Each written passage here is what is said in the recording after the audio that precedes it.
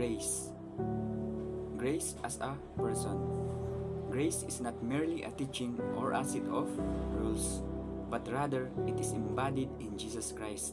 He is the personification of God's grace and the means through which as believers receive God's favor and love.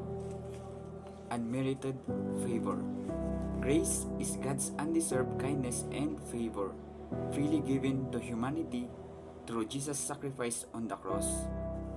It's not something that we can be earned or deserve through good works or adherence to religious laws. Freedom from condemnation.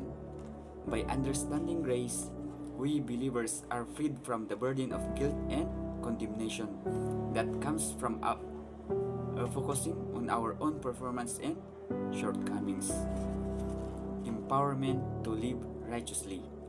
Grace empowers us believers to live a life pleasing to God, not by forcing us to obey a set of rules, but by transforming our hearts and minds through the indwelling Holy Spirit. Living in victory. We, the believers, are not defined by our failures, but by the victory of Jesus Christ over sin and death.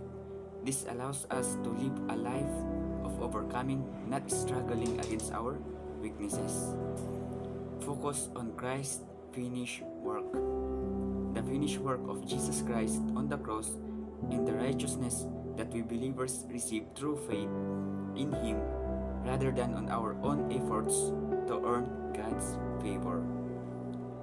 The grace revolutions begins with Jesus. What we believe about this person makes all the difference. It's about our life touch, change, and transform from the inside out. It's about living a victorious life, a life that wins. If you can see His heart of love for us, there is no turning back.